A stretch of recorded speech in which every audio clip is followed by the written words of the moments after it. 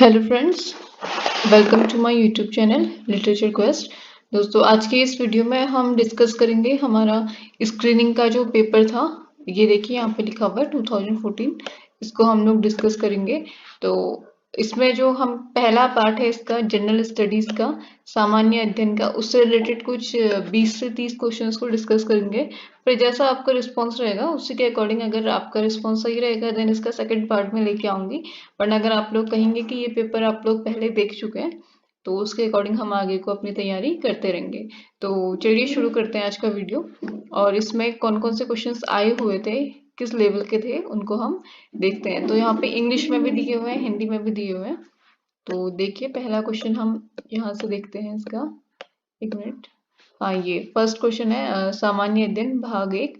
50 questions आए हुए थे सामान्य अध्ययन के उस टाइम पे। सामान्य अध्ययन तो वही है, बस क्वेश्चंस की अभी 35 मार्क्स का कर दिया है, तो 35 क्वेश्चन अभी इस बार आएंगे। तो पहला क्वेश्चन था कि संयुक्त राष्ट्र महासभा के द्वारा मानव अधिकारों की, ह्यूमन राइट्स जो होते हैं, उसकी सार्वभौमिक घोषणा किस तिथि को की गई। तो ये आपका की गई थी 10 दिसंबर 1948 को। तो सर करेक्ट आंसर होगा ऑप्शन नंबर सी, 10 दिसंबर 1948। ये एक इंटरनेशनल डॉक्यूमेंट था जो कि अडॉप्ट किया था यूनाइटेड नेशंस की जनरल असेंबली ने, जिसमें जो ह्यूमन बींग्स हैं सारे, उनके लिए राइट्स और फ्रीडम, जो उनके मेन अधिकार हैं, उनकी घोषणा की गई थी। और ये इसमें 48 लोगों ने वोट किया था। एंड ये पेरिस फ्रांस में ये सब हुआ था। हो सकता है कि जगह भी कभी कोई पूछ लेता है। और जो जनरल असेंबली था उसका ये तीसरा सेशन था, 10 दिसंबर 1948। एंड 183rd जो उनकी मीटिंग हुई थी, वहां पे इसका फैसला किया गया था। अगला क्वेश्चन देखते हैं, क्वेश्चन नंबर 2। भारत में प्रशासनिक न्यायाधिकरणों की अवस्थापना की जाती है। तो प्रशासनिक न्यायाधीशों की जो स्थापना है, जो उसको स्टेब्लिश किया जाता है, वो संसद के द्वारा किया जाता है। और जो हमारा आर्टिकल 323 ए और आर्टिकल 323 बी है, उसी में जो संशोधन किया गया था उसी के अनुसार इनकी स्थापना की जाती है। और जो सिविल सेवक है उनको जो नॉर्मल नॉर्मल का मतलब जो नियमित जो रेगुलर अदालतें हैं, उनसे बचने के लिए इनको स्थापित किया गया था। और ये काफी ज्यादा पॉपुलर है, इनमें बहुत जल्दी न्याय वगैरह मिल जाता है। तो इसका सही आंसर होगा ऑप्शन नंबर ए, संसद द्वारा। नेक्स्ट, उपभोक्ता संरक्षण अधिनियम 1986 किस तिथि से लागू हुआ था। तो उपभोक्ता संरक्षण अधिनियम आपका लागू हुआ था 24 दिसंबर 1986। करेक्ट आंसर होगा ऑप्शन नंबर ए, 24 दिसंबर 1986। ये टॉपिक भी इस बार दिया हुआ है, उपभोक्ता संरक्षण अधिनियम इंपोर्टेंट है। और कंज्यूमर प्रोटेक्शन एक्ट 1986, वहां पे इसको बनाया गया था। नेक्स्ट, उसके बाद देखते हैं अगला क्वेश्चन। उपभोक्ता संरक्षण अधिनियम 1986 में निम्नलिखित में से कौन सा एक अधिकार 2002 में जोड़ा गया। 2002 में जो जोड़ा गया था वो आपका जोड़ा गया था नकली वस्तुओं से सुरक्षा। एडवर्टाइज भी काफी इसका आता है। नेक्स्ट, उसके बाद है बौद्धिक संपदा अधिकार, यानी कि इंटेलेक्चुअल प्रॉपर्टी राइट्स के अंतर्गत मस्तिष्क प्रजनित उत्पाद बौद्धिक कार्य का स्वामित्व। ये इंग्लिश में पढ़ लेना, हिंदी में थोड़ा सा डिफिकल्ट होता है। का स्वामित्व निहित है और दो समूह अधिकृत औद्योगिक संपत्ति खंडों में विभक्त किया जा सकता है। प्रतिलिपि अधिकार, प्रतिलिपि अधिकार in English copyright we can say, copyright के अंतर्गत क्या सम्मिलित नहीं है। तो कॉपीराइट के अंतर्गत ट्रेडमार्क इंक्लूड नहीं होता है, क्योंकि ट्रेडमार्क जो है अपने में एक अलग ही कॉपीराइट है। अगर फॉर एग्जांपल मेरी कोई कंपनी है, मेरा कोई ट्रेडमार्क है, तो उसको कोई और यूज नहीं कर सकता, क्योंकि वो अपने आप में ही अलग चीज है। लेकिन जो ये चीजें हैं जैसे कलात्मक एवं साहित्यिक कृतियां, सूचना संग्रहण, मान लीजिए किसी ने कोई नेट पे कोई अपना आर्टिकल डाला, ठीक है, कोई आर्टिकल डाला किसी चीज पे, फॉर एग्जांपल कोरोना, ठीक है, कोरोना वायरस पे मैंने कोई अपना आर्टिकल लिखा है, और वही सेम आर्टिकल किसी नेक्स्ट पर्सन ने अपनी वेबसाइट में छाप दिया, तो वहां पे वो मेरा कॉपीराइट है, क्योंकि वो मेरी अपनी क्रिएशन है, उसको कोई और नहीं कर सकता, तो वो चीज कॉपीराइट के अंदर इंक्लूड होगी। लेकिन ट्रेडमार्क तो अपने आप में ही एक अलग अलग चीज है, मतलब वो अपने आप में ही पहले ही वो अलग हो जाता है। तो इसका सही आंसर होगा ऑप्शन नंबर डी। नेक्स्ट, उसके बाद हम आते हैं क्वेश्चन नंबर 6 में, कि पीने के पानी में आर्सेनिक विष के कारण क्या होता है? तो इसका करेक्ट आंसर होगा ऑप्शन नंबर ए, पीने के पानी में आर्सेनिक विष के कारण होता है keratosis. Correct answer is option number A. Next, carbon dioxide किस काम में प्रयुक्त होता है?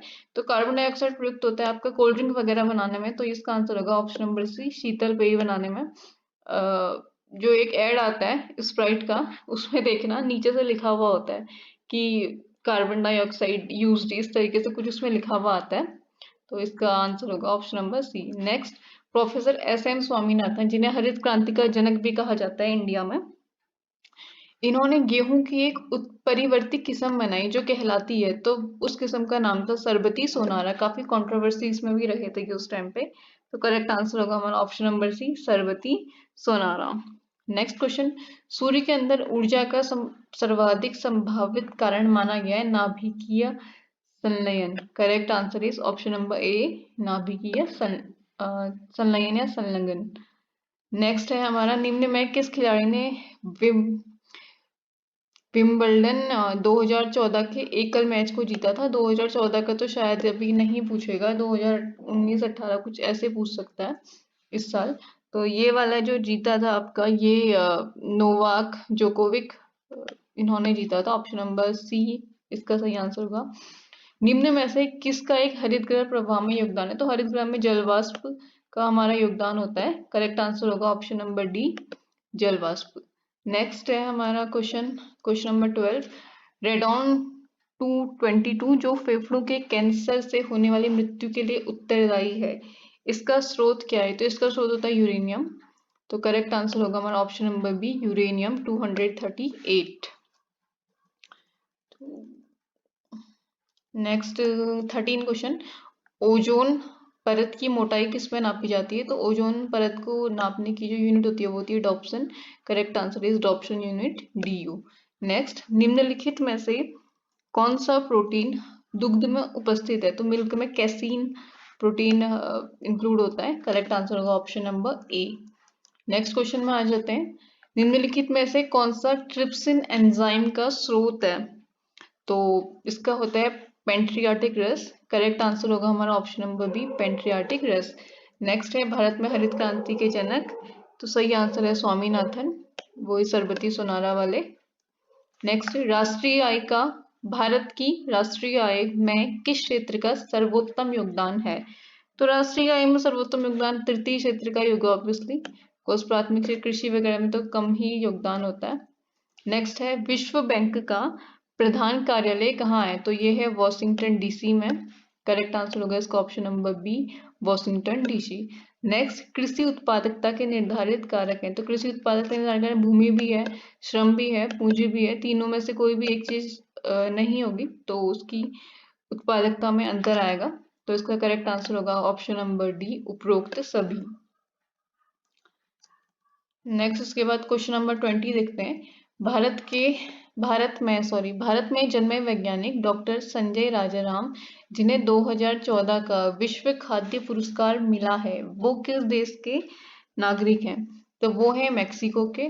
और अभी का खाद्य पुरस्कार किसे मिला है 2019 का, कमेंट में बताना, क्वेश्चन है आप लोग के लिए। नेक्स्ट है, वर्ष 2013 का सरस्वती सम्मान किसे दिया गया था? ये 13 इसीलिए पूछा गया था क्योंकि तब ये एग्जाम हुआ था। अभी 19 का पूछेगा, 19 का देख लेना कि किसे दिया गया था। तो ये जो सम्मान था ये दिया गया था गोविंद मिश्र को।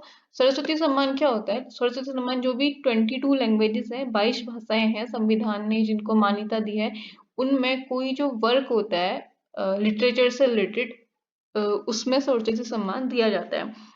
2019 का जो सरस्वती सम्मान था वो मिला था आपका वासुदेव मोही को। उनकी एक स्टोरी का कलेक्शन था, चेकबुक नाम की एक स्टोरी का कलेक्शन था, इसलिए वो उन्हें दिया, 2019 का मिला था वासुदेव मोही। नेक्स्ट है, ग्लासगो में हुए राष्ट्रमंडल खेल 2014 में सीमा पुनिया ने डिस्कस थ्रो में कौन सा पदक जीता था? तो इसका सही आंसर है रजत पदक उन्होंने जीता था। नेक्स्ट है, अफगानिस्तान के 2014 के निर्वाचित राष्ट्रपति कौन हैं? तो ये थे अहमद जई, Ashraf Ghani Ahmadzai. Correct answer is option number C. Next, प्रधानमंत्री नरेंद्र मोदी की जनधन योजना के आरंभ में मात्र एक दिन में कितने बैंक खाते खोले गए थे? तो एक दिन में खोलेंगे तो 1.5 करोड़। ऑप्शन होगा ऑप्शन नंबर, आंसर होगा ऑप्शन नंबर बी। और अभी कितने खोले गए हैं सर्च करिए और बताइए। नेक्स्ट, एशिया का पहला प्रक्षेपित शोध केंद्र भारत के किस राज्य में प्रारंभ किया जाना है? तो इसका सही आंसर है गुजरात। ये आपका गुजरात में शुरू किया जाना है। ऑप्शन नंबर सी इसका सही आंसर होगा। नेक्स्ट, उसके बाद बात करते हैं क्वेश्चन नंबर 16 की। एशियाटिक सोसाइटी ऑफ बंगाल के संस्थापक कौन थे? तो जो एशियाटिक सोसाइटी थी बंगाल की, उसके संस्थापक थे जॉन्स। तो इसका करेक्ट आंसर होगा विलियम जॉन्स। नेक्स्ट, पार्श्वनाथ का संबंध किस धर्म से था? तो जैन धर्म से था इनका संबंध। एंड आई थिंक ये जैन धर्म के 23वें, शायद 23वें तीर्थकर थे। नेक्स्ट है, यंग बंगाल आंदोलन किसने प्रारंभ किया था? तो यंग बंगाल आंदोलन प्रारंभ किया था डेरिजियो ने। तो इसका सही आंसर है Henry Derozio, option number B. Next है, निम्नलिखित में से किस एक दस्तावेज को भारतीय शिक्षा का मैग्ना कार्टा कहा जाता है? इंपोर्टेंट है। तो वुड्स डिस्पैच जो था उसको भारतीय शिक्षा का मैग्ना कार्टा कहा जाता है। नेक्स्ट, ब्रिटिश भारत में हुई पहली सरकारी जनगणना का वर्ष था? तो ब्रिटिश सरकार में जो पहली भारतीय जनगणना का वर्ष था वो था 1881। तो ये 30 क्वेश्चंस, वैसे उसमें 50 क्वेश्चंस है, तो ये 30 क्वेश्चंस का पहला पार्ट है आप लोग के लिए। क्योंकि अगर सारे क्वेश्चन हम एक साथ करने लग जाएंगे तो वो बहुत ज़्यादा लंबा भी हो जाता है। और देखते हैं आपका रिस्पॉन्स कैसा है। अगर आपने ये पेपर पहले देखा हुआ है तो ठीक है, हम इसको फिर डिसकंटिन्यू कर लेंगे एंड रीजनिंग वाले जो क्वेश्चन होंगे इस पे उनको करेंगे। तो आप लोग कमेंट में बताना क्या करना है आपको, ये कैसा लगा। तो आज के लिए ये 30 क्वेश्चंस काफ़ी हैं। तो thank you for watching and best of luck for exams. I hope आपकी तैयारी बहुत अच्छी चल रही होगी। एंड का कुछ के कमेंट आए थे कि एलटी का पहले होगा या लेक्चरर का पहले होगा, बहुत कंफ्यूजन है। तो इसमें कंफ्यूजन होने वाली बात कुछ है नहीं, हो सकता है दोनों का एक साथ हो जाए। लेकिन अ, वैसे मुझे इस बारे में कोई जानकारी नहीं है। लेकिन जो हिस्ट्री है यूकेएसएससी की, जैसे कि यूकेएसएससी काफ़ी लेट एग्जाम करवाता है एंड अभी यूकेएसएससी का काफ़ी ज़्यादा एग्जाम्स पड़े भी हुए हैं। एंड यूकेपीएससी जो आयोग है उसने अभी ऐसा कोई एग्जाम निकाला नहीं है। तो मुझे लगता है शायद लेक्चर का एग्जाम एक महीना कुछ पहले हो सकता है एलटी से, या ये भी हो सकता है कि साथ में हो जाए। तो उसके लिए कंफ्यूज मत रहो, सब्जेक्ट को 2 घंटे जरूर दो। बिकॉज अगर आप स्क्रीनिंग का एग्जाम क्लियर ही नहीं करेंगे तो सब्जेक्ट पढ़ के क्या कर लेंगे, कोई फायदा नहीं है ना। तो best of luck for your exams, अच्छे से तैयारी कीजिए, सब कुछ हो जाता है धीरे धीरे, डिमोटिवेट होके कुछ नहीं होता।